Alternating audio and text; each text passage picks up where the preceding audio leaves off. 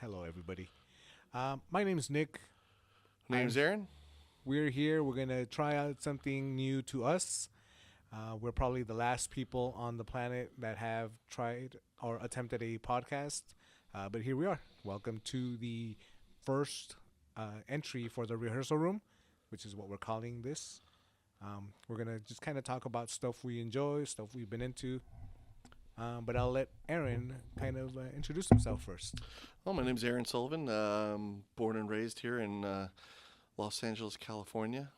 Um, Married, got kids. Um, Big music fan. Have been for as long as I can remember.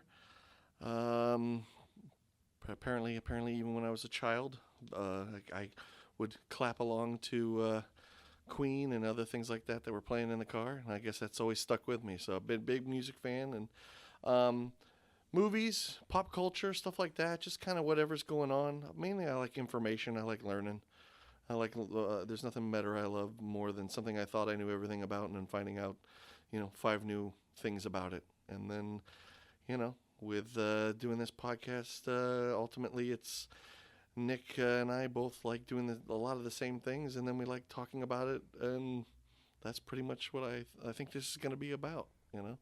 Just taking the things we love, taking the things that we enjoy, and breaking them apart, taking them apart, putting them back together, solving problems that probably weren't there, but we feel like we do. And as Nick said, I think we're almost at this point obligated to do a podcast, as I think our number got pulled, and I think you kind of have to at some Yeah. point. Otherwise, are you an American if you don't have a podcast? So.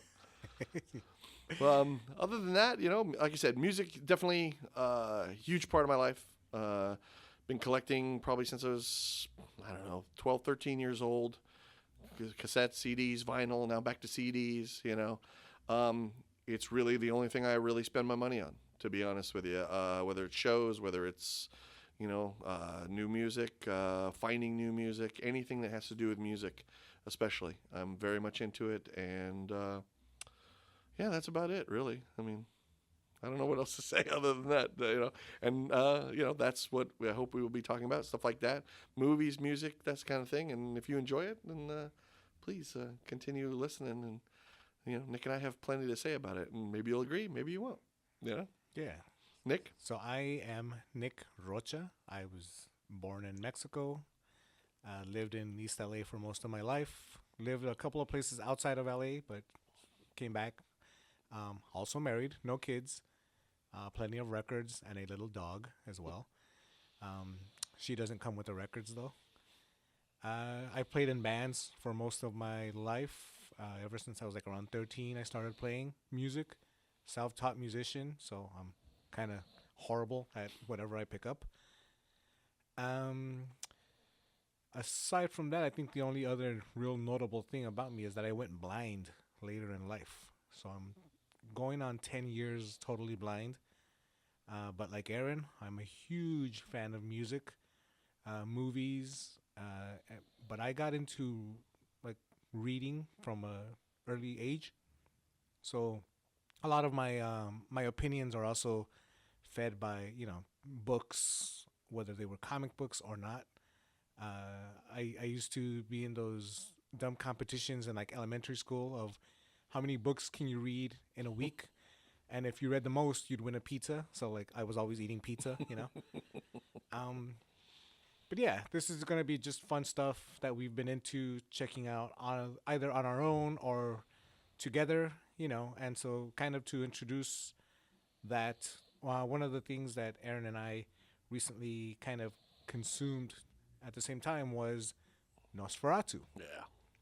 So that movie came out on Christmas Day, and it is a new version of Nosferatu. Those who are aware and are into horror and all of its adjacent titles know that there was a Nosferatu in '79, which was directed by Werner Herzog, starring Klaus Kinski and Isabel Adjani. And there was also a 1930s version of Nosferatu, famously made by F.W. Murnau, and that had I forget that guy's name. Max Schreck was the actor's name. So this is kind of a new version of that. Um, of course, there are updated themes in it This one was directed by Robert Eggers. But what did you think of this movie? I mean, again, seeing he's a director in general. When I see his name, I'm already in, kind of thing. You know what I mean? A big fan of. I think Northman is probably my favorite of all of his. Witch being second. Lighthouse I enjoyed, though the themes aren't really kind of my thing. But Northman, I think, is when I really realized, like, this is going to be probably a favorite director of mine. So, to me, once I saw Nosferatu, I was like, I'm in. You know what I mean? I like, how bad could it be? This guy makes fantastic movies, and all the people that are in it, just, in general, what it was is like, it's right up my alley for stuff I want to see. I very much enjoyed it. I thought it was really, really good. I thought, as you said, an updated version of the versions of it that you've seen before. Though as I saw, I guess very German existential was the original. This one he kind of skews a little differently, but I think the thing that caught me the most with it were the visuals. Yeah, the way he frames certain things, the way he uses the color palettes and stuff like that.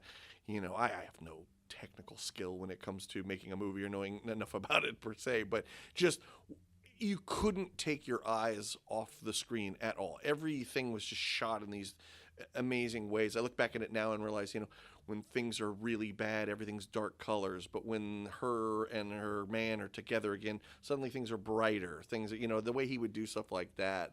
Yeah. Obviously taking stuff from art. There was a scene where it's when he's trekking to the castle, and there's a scene where he comes up kind of like on a ridge and looks over and sees these mountains. Reminded me a lot of the famous painting, the Wanderer one from the German painting or whatever. The Wanderer Above the Sea and Fog. Yeah, and I was which my knowledge of art is probably less than anything else, and I mainly know that it was on a compilation album that I had bought one time, and it's a fantastic painting in general. But like even I, with my untrained eye, I saw that and I was like, well, clearly he's trying to do that, you know. Another one that kind of reminded me, mainly because again the shots, so many of them look like almost like you were looking at a painting. Right. There's another great shot where he's coming into the castle, and the castle door itself is more of an arch. But then beyond that, it's a square. So you're way back. He's very tiny, way in the background, and standing in the arch, and then a square, and then it's you seeing it on the screen. And I thought just stuff like that was just so neat to see, and just like I think I did see somebody say something about one of the things they enjoyed. And I thought I didn't think about that. It's true. A lot of times in horror films, they try to give you a moment of levity. Somebody makes a joke or something gets silly to try to break the tension. Right. This never did that. It only seemed to heighten as you went along, And, excuse me, I think this is probably, of his movies I can think of, probably his more star-studded one. Almost everybody in it is somebody you've, seen in something. Some people he uses again. The doctor was the dad from The Witch. That guy with that really deep, voice. Yeah. Willem Dafoe again, people like that. But then that Aaron guy from he's Craven. The Craven and Kick-Ass and, Sarsgaard and, Nicholas Holt, wasn't it? Yeah, that's right. Yeah. And then Johnny Depp, Johnny Depp's kid. Yeah. So it's like, you see he's gaining some steam when it's just like all these people, to get for his movie. But overall, I very much enjoyed it. It's definitely one, I mean, I will see it again because I liked it, but I definitely want to see it again now that I've kind of taken it all in, and to see it for maybe a second time where I can maybe focus on other things about it. But I mean, any kind of a neat little period piece, and just like I said, that director I just think makes really, really good movies, and another one that seems to be able to have a vision and they stay out of his way and let him do his thing. Yeah, and I this was kind that. of a passion project for him too. Yeah. 10 years in the making. Yeah. So that's kind of cool that he got to finally put it out there. Now, is this the one? Because I remember reading with the Northman. Is this the one he was trying to do and kind of like shit was going wrong? There was some writer's block. Went to Iceland and all of a sudden was inspired to do the Northman. Yeah. That's cool. Okay. Which I have some hang up. I loved the Northman. Mm-hmm. Great movie. You know, from what I can tell, it had great visuals. You can probably. Oh yeah, you know, no, I mean, it's his style. You are, when there's that scene where he like they attack the village and he does this. It's a panning shot across, but then there's moments where you don't see him. You just hear the sounds of battle, and then it like catches up, and then people pass, and neat little things like that he does. So the one thing that I've mentioned to like my family is that the Northman seems to be a straight rip off of the Conan the Barbarian storyline. So before we go on, I do have to say I am 100% fascinated with everything to do with Conan the Barbarian. But the beats in the story are exactly the same for me, right? Aside from the naked volcano fight at the end. Sure. Which every movie could use. Right. But, so I kind of saw that movie as being one of his more accessible movies. I see the same thing with Nosferatu. Oh, for sure, yeah. Where it's kind of, not just because it's a remake and it's somebody else's property, but they do seem kind of like more easily to sink themselves into, aside from like The Lighthouse and The Witch, Well, certainly The Lighthouse, yeah. That's a deep themes, like it's very heavy. Very more artsy. Very artsy, yeah. So I kind of see that too, like The Witch being one of those types of movies, because even though there have been movies on witches, there's nothing like that one, especially because it's researched so well, and in Nosferatu, there's one little detail that kind of irked me throughout the entire thing. So in the original 30s version, it's a German movie. Right. In the 79 version, it's also German, right?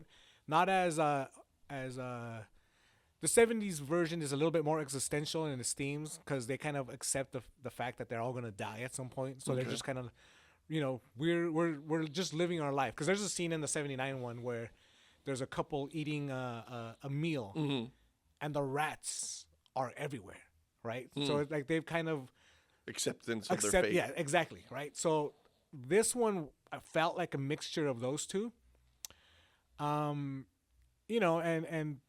well, he was definitely, you could definitely see it was trying to do more of the romanticism than the existentialism. Right. So for whatever my small knowledge of that is. Like the one thing that like irked me though was they're all German and they've got British accents. Well, and it's like, come on, man. Like, and not just they're all German. Like they literally are telling you they're in Germany. In Germany, like, they're constantly speaking of being in Germany. Yeah. And the only one without an English accent is Willem Dafoe, who's Swedish. And I'm not even sure. Like, I mean, he's not the chef from fucking the Muppets, but at the same time, like, like okay, I guess that's Swedish. Yeah. So yeah. Very. So that was the only thing. Like, I think if they had added just a little bit of accents, which like he did in The Witch. Yeah. They had that kind of old timey, that dialect. I wonder if this one of those, like you look across the board, and most of the people other than Skarsgård and Defoe are British, right? I think I guess Depp's kid, obviously not British, although. If you listen to Johnny Depp now, you think he's British. So he's something. He's got a little bit of that Madonna thing going on. They return to their transatlantic vocal roots. Suddenly, one too many pirate movies, maybe. That's probably what it is. Yeah. But yeah, no, I remember my daughter saying the same thing. Like how strange that was. Like. You keep saying Germany, and all I hear are English accents. Right. And not like light English accents either. Very heavy on the English accents. They're heavy on the old timey British there, and it didn't take me out necessarily. No, but I hear you. Yeah. But it's just like these dumb things that now that I can't see the picture, sure. I focus on different things. So like that was one of them. And it was clearly a choice too. Of course, because they kept it up throughout the entire movie, which is a good thing that they didn't drop their accents, because there is another movie that's pretty well known where the actors all seem to drop their accents, and that's Bram Stoker's Dracula by Francis Ford Coppola. Very famously, Keanu Reeves is British in one scene, and then who knows what the hell is going suddenly on. He's an FBI agent. Whoa. Yeah, right. So, I'm glad they kept true whatever they wanted to. But yeah, I thought it was great. I really liked that they kind of played up the fact that he was a living corpse. Yes. Yes. When he's in the bed of soil and he's got the open sores and everything, and his back is actually in worse condition than the front. Right. You know, that was cool. Yes. He really used his employment of wolves. Yeah. You know, which yeah, I yeah. fucking loved. Yeah. So it was awesome. It was awesome. A lot of heavy themes in the movie as well, to do with, you know, not just like feminism and stuff like that, but For like, sure. like how society dealt with a problem. Oh, You know, for like sure. when they tie her down. Right. And Well, instead she's of got helping too her, much blood in her. You know, Right, like- right, yeah, exactly. You know, like, okay, this is That's a your doctor saying medical this. opinion? Yeah. Which I'm sure at the time was, you know, top of the line medical. Right. Yes. And like a second. Well, the idea of her sexuality, let's be Yes, honest, right? yes, As my daughter said, this movie's very horny, you know. Oh, and, yeah. You know, and I mean, it ends horny. I and mean, that's the ultimate horny that you can absolutely, get in you a know. mainstream movie. As I joked, you know, I mean, the lesson learned is if you keep thinking with your dick, you're going to die at the very end. Yeah. You know, Yeah. but yes, it was, you know, the idea of like they are oppressing her sexuality is Right. essentially what it is. She's, you know, she longs for something and can only find it in these ways, you know. Yep. You know, the thing of like the Aaron Taylor character very much is about control. You know, he very much wants control of his family. He thinks he Yes. can solve all their problems, fix everything, and when it all goes to Throw shit, money at it. right? Yeah. Exactly, and that she's messing everything up. You know, even when she tells him like, you don't understand, you cannot stop him, you can't control him. There's only one way to make this happen. He's like, you're out of here because I can control all things. She gets dismissed. Yeah, you know, absolutely. And it's no wonder that she finds comfort in the Count because he's the only one that listened to her. Even if his relationship with her is also very, you know, abusive. Sure, you know, sure. because he's obviously taking her life force. Well, I would say the other person that empowers her is Willem Dafoe's character. Willem Dafoe, yeah. He's the one who's trying to tell everybody, look, you know, that's why he, well, spoiler alert, you know, does the trick and Right. tells them all like, yeah, we're going to go over there and we're going to take care of him. And Yeah. meanwhile, he tells her, you know what you need to do. When he You tells know? her she could have been a Yes. priestess in another time. Yes. That's so great. That's such it's a amazing. great line. Yeah, it's a great, yeah. Yeah, Willem Dafoe, who, you know, obviously everybody knows him. He's the Green Goblin guy. Yes. But he was also in a version of this whole theme Right. in Shadow of the Shadow of Vampire. right. Well, by Elias Merhige, who did another movie called Begotten, which if folks haven't checked Begotten out, that's a not exactly full-length movie. No dialogue, no musical score, just kind of ambient sounds. You can find it on YouTube, right? It's on YouTube. It's crazy. The visuals are incredibly nuts. First, it opens up with basically God disemboweling himself. So if that's not a good starter scene for a movie, Or I don't could know. be. I'm not here to, I'm not here to kink shame. So, you know, Yeah, you do yeah, your exactly. thing. Yeah. We've all got our secrets. Some But of us want to see God devout. You're right. Yeah. Hold up, band name. Yeah, I know, right?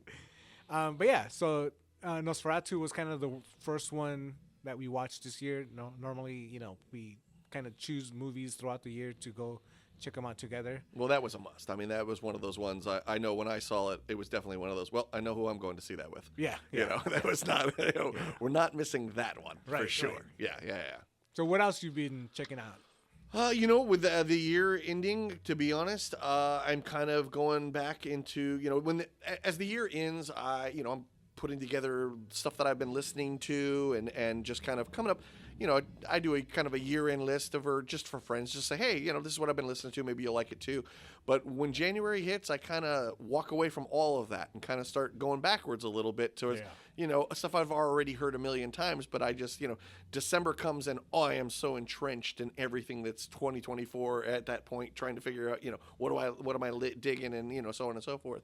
But right now, kind of going back with a lot of Corrosion of Conformity. Start listening to them again. Oh, yeah. Celtic Frost. I can't get enough of. You know, they're one of my all-time. Yeah. Let's see. TV wise, I don't. You know, I don't have cable anymore. I'm a cord cutter, as they say. Yeah. So you know, a lot of that is whatever's on the old Amazons and Hulus and everything else, and 9 times out of 10, I find myself just going right back to a movie that I've seen 1,000 times because why not 1,000 times in one? The last one I actually saw, which I never get tired of, is Sicario. Great movie. Fantastic. Yeah. And I watched this little breakdown of it that somebody did, mainly because I was very much interested in the director, Denis Villeneuve, maybe? Is that okay? I had watched it because he did Children of Men, and I watched something about his cinematography, and it's one of those things I like because I don't necessarily understand it all, but it makes me appreciate something maybe a little differently than I would have on the surface level. Yeah. And the breakdown really, like, I went, oh my God, how did I not even see this? The thing that is great about Sicario is you go in believing she is the main character, or that's who this story is going to be about. Right. And the reality is she's not. It's been a Benicio del Toro story the entire time. Yeah. And I love that switch at the end, And I just love the movie for kind of what it talks about, even if it's not actually saying it.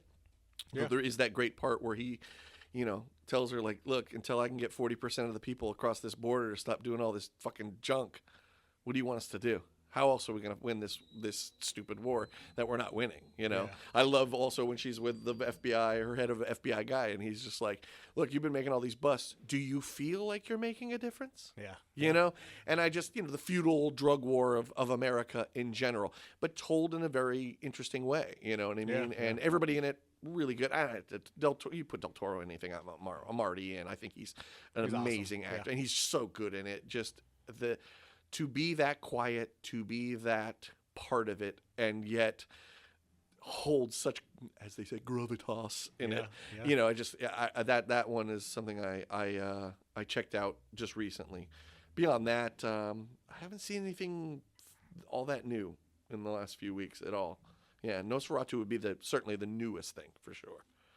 But musically, like I said, this time of year I'm usually kind of going back to stuff that I put off because I was trying to hear newer stuff. Yeah. But yeah, that Corrosion Conformity, Celtic Frost, that Homefront album, I'm still stuck on that forever. I was going through, I got for Christmas, the wife got me Emperor's Prometheus album, which I think is pretty underrated in my opinion. I get why it was, I get why people didn't particularly like it. I hear it, but I absolutely love it. It's a great So, album. Yeah. I mean, Emperor's, that's one of the we best. definitely agree on. But Yeah. How about you? I actually did not know about this band. I don't know how to pronounce the name. I think it's Ard. Okay. I don't know how to spell it. Okay. I'm already intrigued. This band's But probably kicking ass. it's like, I guess somebody, when they were talking about it online, they called it monastic doom, which means something, like a monastery. Okay. Right? So it's got chanty, Interesting. kind of sung vocals. Okay. It's more than one person singing the chants. Okay. Heavy use of strings and piano along with like the heavy guitars. Oh shit. Okay. It's really fucking cool. They have, I think, 2 albums. Okay. Untouched by Fire and Take My Bones Up, I want to say. Do you keep talking Untouched by Fire? Because I want to look this up, see if maybe I can give a shot at this. Yeah, this shit is fucking awesome. Okay. I every time I've got like some like quiet time that I'm not, actively listening to something else, it's this. I keep coming.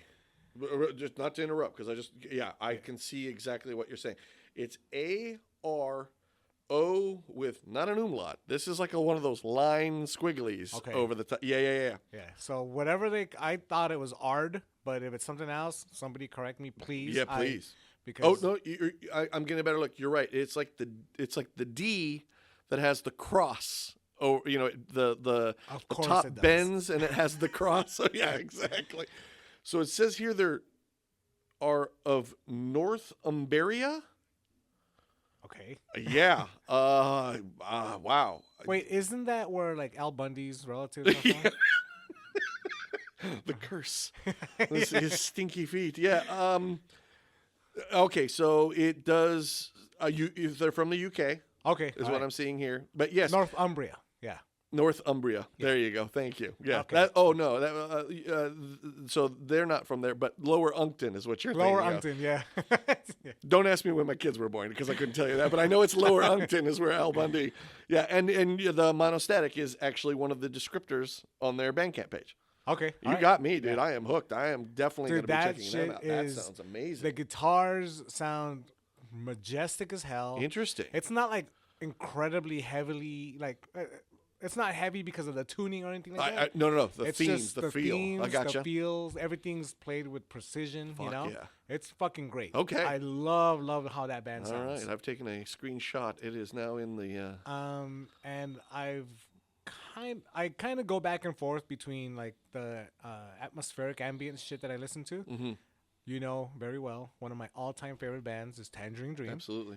But a second close is Illuvium, who Great band.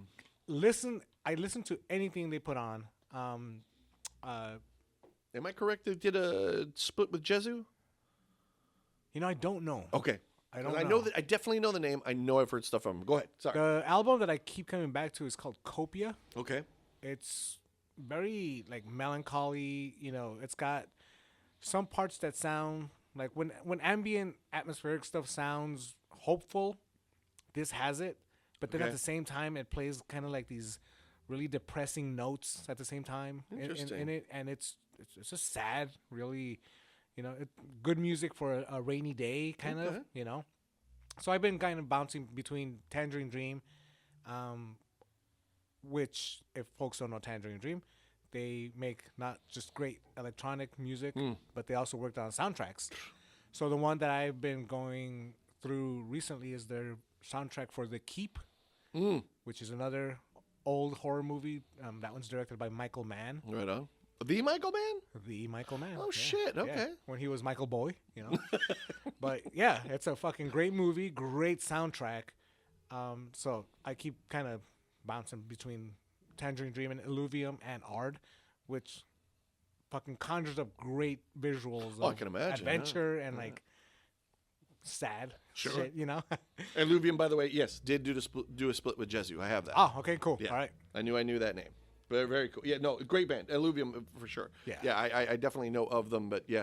I actually, just as I looked it up, I didn't even realize American. I would have never guessed. Yes, yeah. I know, right? I don't know why, how ridiculous that is to not think that an American, but Could do- Illuvium, yeah. I just thought, well, it can't be an American. It's probably some UK guy. It's too good for this. No American could have an Illuvium. You know, like, son of a bitch, what do you know? And you know, I think we'd be a little insulting if we went without mentioning that a fucking legend recently passed away. Yeah.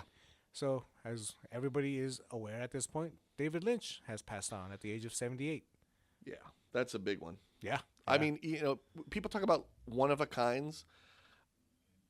Not to be, you know, not to throw that word around, that phrase around lightly, and he is definitely one of a kind. Yeah. Like, it's amazing to me the legacy that he has, you know, in general. And you know, I won't pretend I've not seen all of his films. Sure.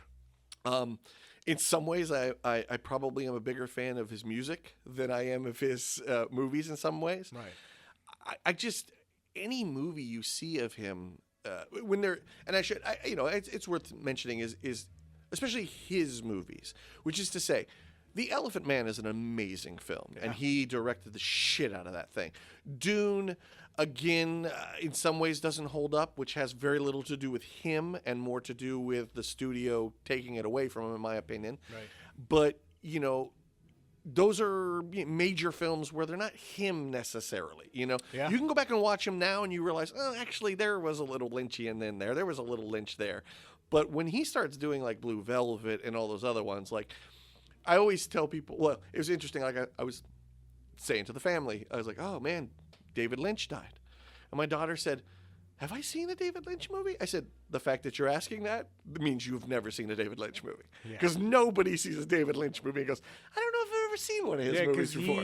You know, people say now, like, oh, that's Lynchian. Lynchian. I mean, it's Right. a part of the lexicon, right? Like, Right. it's literally, I wouldn't be surprised you could look it up in the dictionary. Yeah, And we yeah. all know what that means if you've ever seen a David Even Lynch if movie. you don't understand it. Yeah, even if You know what it means. Because if you've seen one of his movies, then you know. You know, Right, I mean, it's right. almost another word for abstract. It's Yeah. almost, you know, it's almost avant-garde just to say Lynch. You Yeah, know what I mean? yeah. Like, yeah, and I just like, you know, so many. Just, I mean, God, still to this day with Blue Velvet, when the guy's lip syncing the Candy Color Clowns. Oh, yeah. You know, and Dennis Hopper with the oxygen and Pabst Blue Ribbon, motherfucker, and Yeah. you're just like, what the fuck am I watching right now? You know, like what's going on? I don't understand, and yet I cannot turn away, and I want to keep watching. You know, This one, it was weird too because when I was getting into like horror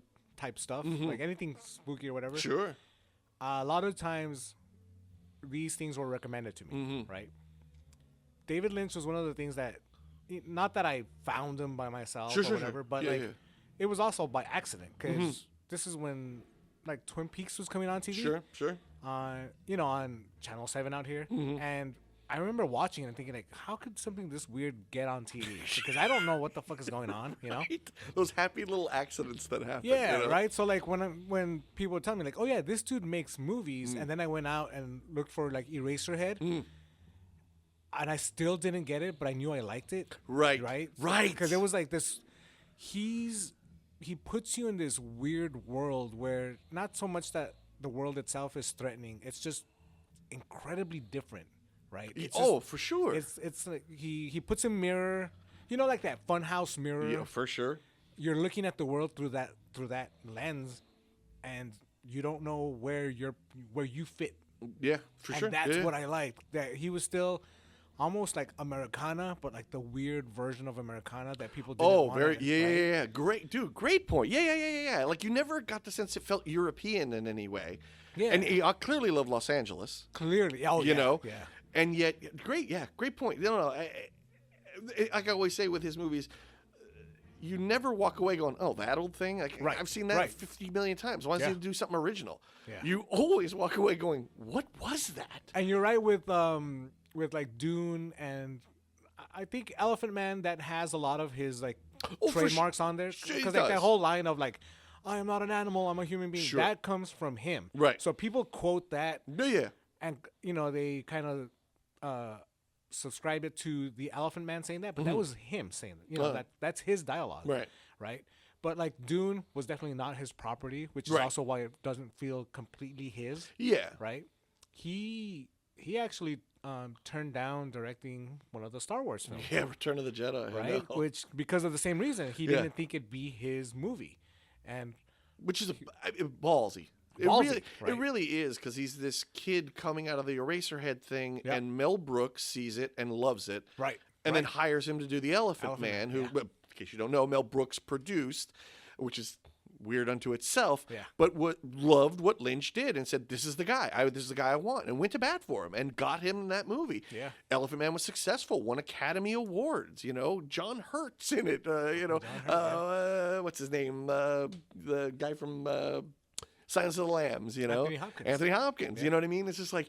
It's a legit movie. Yeah, You're going yeah. from Eraserhead to that, and then he gets Dune, and it's like, okay, you're gonna be maybe the next Spielberg or something. Right. And he kind of just goes, nope, I'm gonna be David Lynch, I want to be and David to carve Lynch. your own niche the way he did, and to just kind of believe in yourself enough to Yeah, do it. yeah. And again, just a truly one of a kind guy that just. And another thing that always struck me with him too is.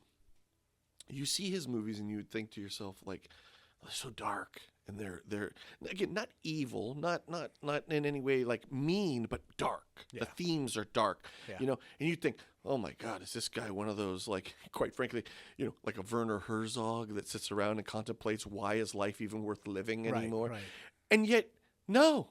Completely the opposite in a lot of ways. There's a lot of joy in him. There of joy, really yeah. is. And, I know he was like into transcendental meditation and like really believed all of us have ideas, foster those ideas, go with that sort of thing, and the voice, is so, the moment you hear it, Kyle MacLachlan's post, what did he call it? That Midwestern honk. The Midwestern, yeah. I thought, wow, that is, you couldn't describe it any better than that, because, And so Twin Peaks had the movie right Mm-hmm. after season 2. I'm sorry, between seasons. Twin Peaks Fire Walk with Okay. Me, and he plays obviously one of the FBI agents. Okay. When you hear him speak, it's almost like, like you should be here, Right. Like, and all of this weirdness that we're seeing because Right. the movie. I don't know if you've seen the movie. No, I've never seen any of the Twin Peaks Okay. stuff. Yeah. Then highly recommend. But The movie is kind of like a prequel and a sequel at the same time. Only David Lynch. Only David Lynch, right? But like when he's in it, it's like, yeah, in all of this weirdness that you're putting us through, you should be here. And I don't want to say that his voice is like soothing, because it's not. It is a Midwestern honk. But it's distinctive. The moment you hear it, you don't forget it. Yeah, and it's like, okay, this makes a lot more sense now. Even if I still have no fucking idea what's going on. Sure. You being here is good. Like our little spiritual guide through his yeah. brain, as he takes you through. Yeah, Yep, he's just, it's if you're a fan of art, I don't mean to be all, I don't pinkies out here, but it's like if you're a fan of art, then you understand it's a big loss. It's just a loss. He's such a one of a kind. You're not going to get anyone who's just like him. Yeah. And his inspiration, he's almost kind of, as they always said about the Velvet Underground, you know what I mean? Like it's like not many people saw them live, but everybody who did started a band. And it's kind of like, he may not have Spielberg numbers, but anyone who's seen a David Lynch movie has probably been inspired to do something. Yes, for sure. Yeah. And I just think that and also, I remember he did it on his own, but there was a radio station out here that was very short-lived. It was kind of an alternative radio station. He was their weatherman because he would do that, right? Yeah, you could call his number, and he would tell you the weather every morning. Yep. And it's just, here he is just going, it's sunny outside, and it's going to be about 65. Clouds are probably, and you're just going, I got David Lynch telling me the weather. Yeah. Like in a million years, I couldn't have, of all the things he would tell me, when I'm going to die, how, Well, trip out on this, like one of the things that I actually brought up to one of my brothers was in Mulholland Drive, there's a scene in a made-up club called Club Silencio. Yes, I remember that movie. That's one of the ones I've seen. I love that one. Yeah, so at that theater, they held a viewing of Mulholland Drive. Oh, very cool. Like a few years after the movie came out. Okay. And I got to go and see it, right? So it was kind of like surreal knowing that like at one point in the movie we're gonna be in the same building as what that's happening. And like everyone's incredibly quiet throughout it wasn't like that many people, maybe like 30 at the most. Oh wow. So you could hear people breathing, but then when that scene comes on, it's just dead silent. And I was like, okay, this is weird at this point. Like, you kind of feel like you're in the movie as well. Right. And like oh, watching The Shining while staying at the hotel. Yeah, right, yeah. So it's like, all right, well, what to do from here, But then the movie kept going. It was just a cool little detail. That would be, that'd be awesome, man. Yeah, so like fucking David Lynch, man. He was, like you said, in love with L.A., in love with the Valley. Yeah. Gave the Valley like its own spirit almost. For sure. Yeah, but just a one of a kind. A real one, and we're gonna tip our hats to that dude and every movie he made and everything he touched, because he also, worked on short films, cartoon, like animated films.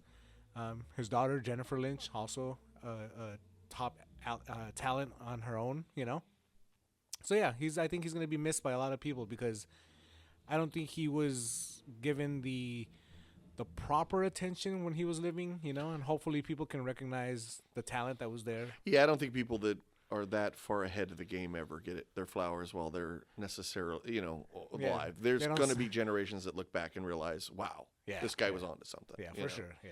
And it's part of anybody who's that, as I said, avant-garde, if you will. It's just, you're never going to get it in the moment. And just to see the outpouring of people, I think was pretty interesting just in general.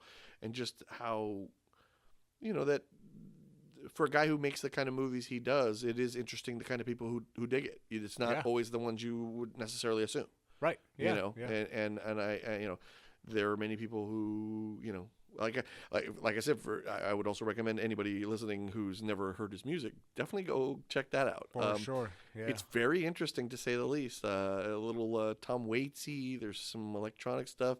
One song where he kind of distorts his voice electronically, but you still are like, that's you, David. I can tell. I like also that he called it garage rock only because it was recorded in a garage. Well, but it does have that feel. Like it does, but he's like, he can be so literal. Oh, and it's just like, all right, man, like this is called coffee house rock just because it's recorded in a coffee house, So But that, you know, again, it's just a real like an artist in its true sense. I mean, like again, he painted, he made music, he did sculpture, he did. Yeah. I mean, it's just like the guy just there was nothing he didn't want to try or do, and Right. it's just like, you know, again, from telling you the weather all the way to directing weird movies to Yeah. and starring in. I remember he's in an episode of Louie.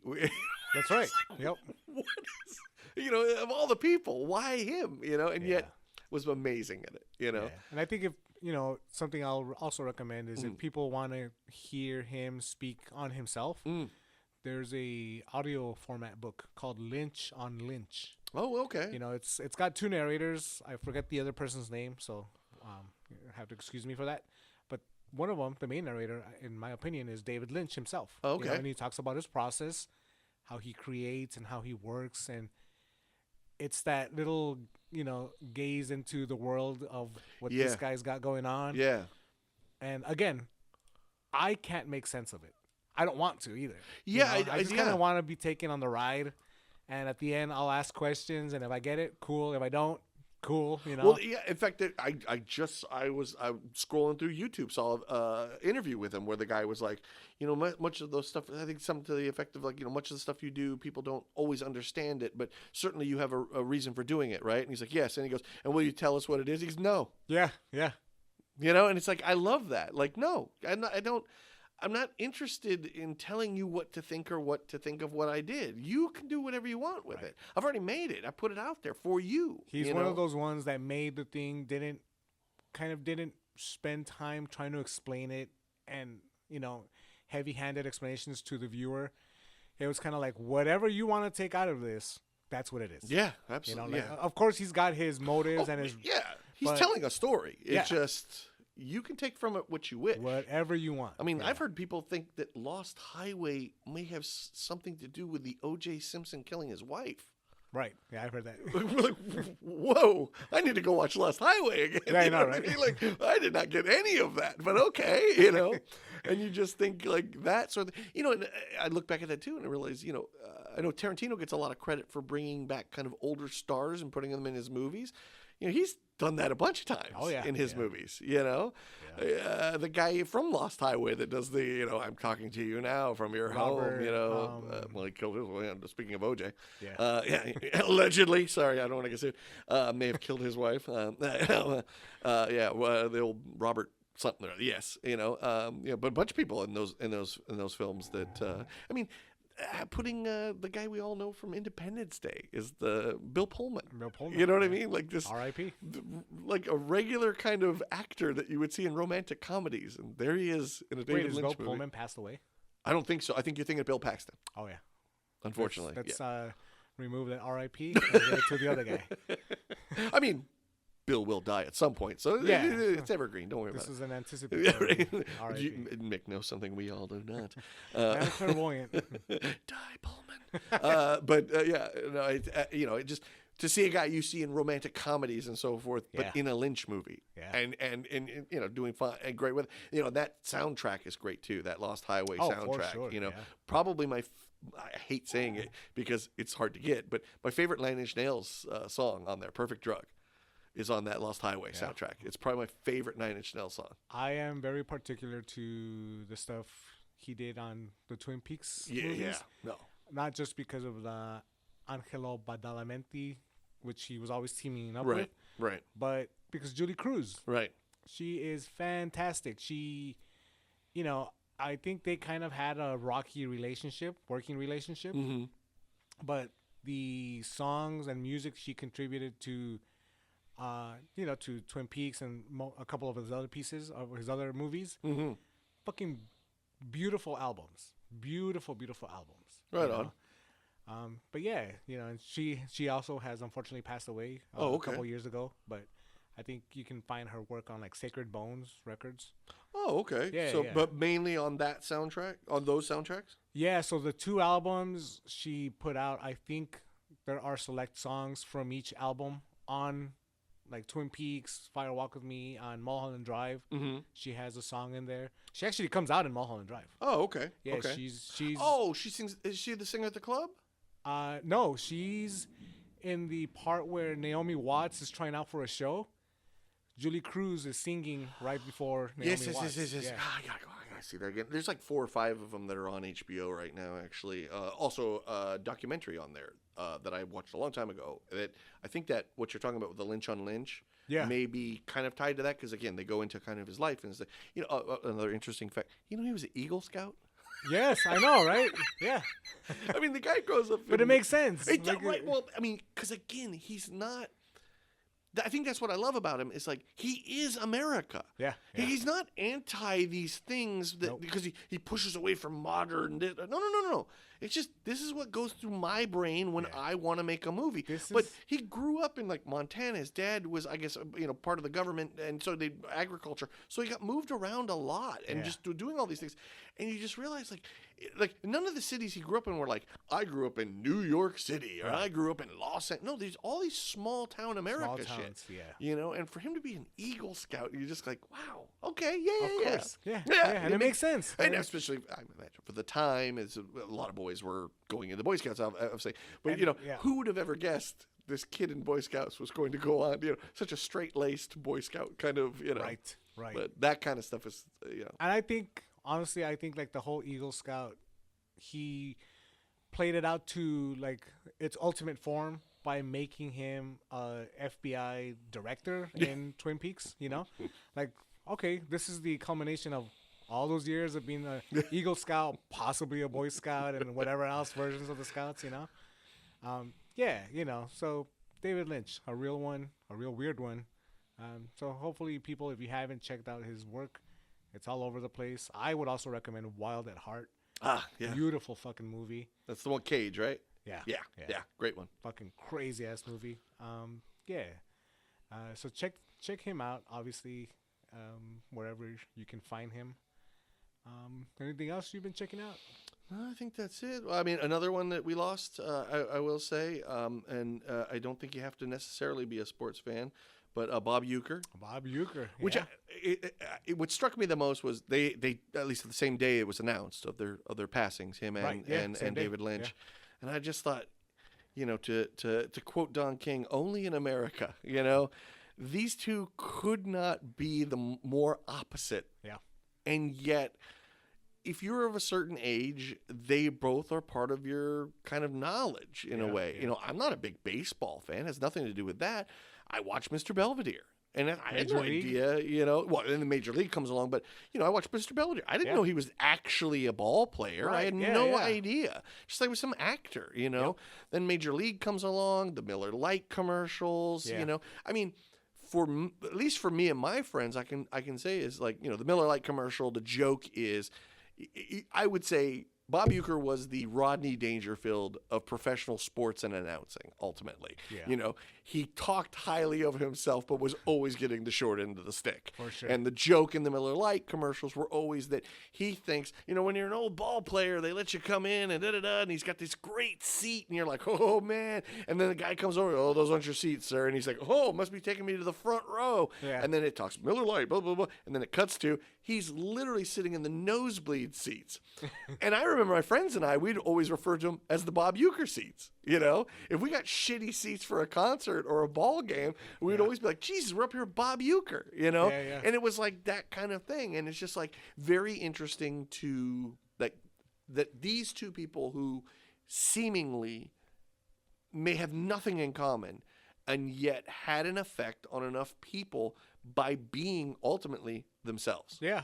Even in, in our household, baseball is a big thing, right? Mm-hmm. My wife, longtime Mets fan.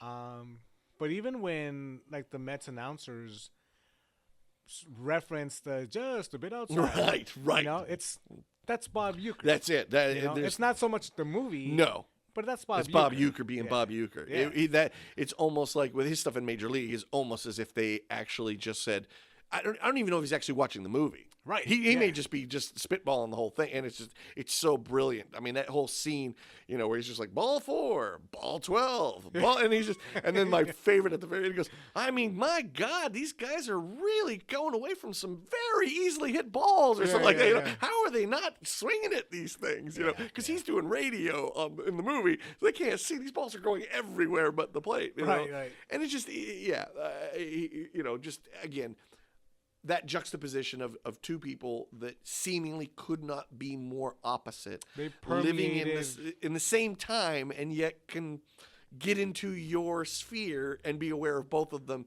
even though their paths never cross. For sure, yeah. And that's kind of neat. That's kind of neat. Yeah. And again, to see them, the outpouring of love for both of them were this thing where you go, people will say sometimes never meet your heroes. You know what I mean? Yeah. Or you get disappointed when shit, it turns out he's kind of a scumbag.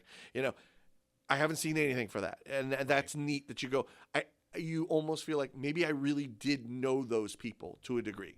You know what I mean? Like, who they presented is who they were. Sure. And that's cool. And the idea that it shows you can, I don't even want to say famous necessarily, but you can become beloved or looked up to by just being who you are. You don't have to necessarily, fit into whatever, and you can just be you. And that's really cool to see that, and to see them celebrated for that, really, ultimately, is that's what they're being. Bob Uecker was not that great of a ball player. Right. Nobody's like, oh, he's a hell of a catcher. No. Nobody's like, boy, his acting. No. Yeah. Oh, he's one of the great sports announcers. No, they got him because he was Bob Uecker. His personality. Even on Mr. Belvedere, he wasn't the best at, at not one of our great athletes/actors at all. Right. But he was Bob. The personality, And again, even with David Lynch, like, aside from his movies, as a person, it's an interesting interview. It's an interesting hearing him talk in general. And they presented as genuine, and you seem to find out that's exactly what they were. Yeah. And that's really cool, especially, I certainly am sad to see them both go, but you go, it's nice to see them get celebrated. For sure. And realizing that, how much to affect people in such a positive way, whether through art with David or through just bringing people joy through laughter like Bob. Yeah. And to have that effect on the world, may we all be able to say that we did that in some small way. You know what I mean? Yeah. And I think that's very, if there's a positive to any of it, I mean, we live in a time now that's kind of interesting in the way that there's so much footage of all of us in some ways that we don't necessarily die in certain ways. You know what I mean? Lynch will live on. Lynch will live on. So will Bob Uecker in a certain way, and I'm glad for that, especially Lynch's art.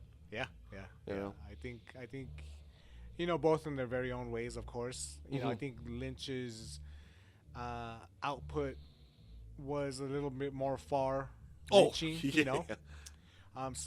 Surprisingly enough, he was a lot more popular in Europe than he was out here. But I'm just glad that it's out there. And if ever there's a kid that puts on an older baseball movie and finds out that this guy named Bob Uecker also played baseball. Right. And also was on a, hit television show. Man had like 3 and 4 careers where some people can't even get one. Exactly, right? So it's like, it's cool that it's out there. Yeah. It's cool that we were able to enjoy it when we did, But thankful for both of them. For sure. And, even when it's sometimes, I remember like when Bowie died, I don't profess to be a huge Bowie fan, but I'm glad to have been alive when Bowie was around. For sure. Because what their art has influenced, I know I am part of that in some way, shape, or form, even if I'm not a fan of them in particular. Yeah. They've influenced something I love. Yeah. And I'm thankful to them for that. Yeah, so hopefully we blabbed about something folks might enjoy. If they haven't checked out any of these things, or if they have something they might want to recommend to us. Absolutely, especially music. Please. Yeah, now that we've kind of given you a little bit of what we're going to go on about, send it our way. We'll put our contact information somewhere on the details of this episode. But thanks for joining Aaron and myself here at the rehearsal room. Right on.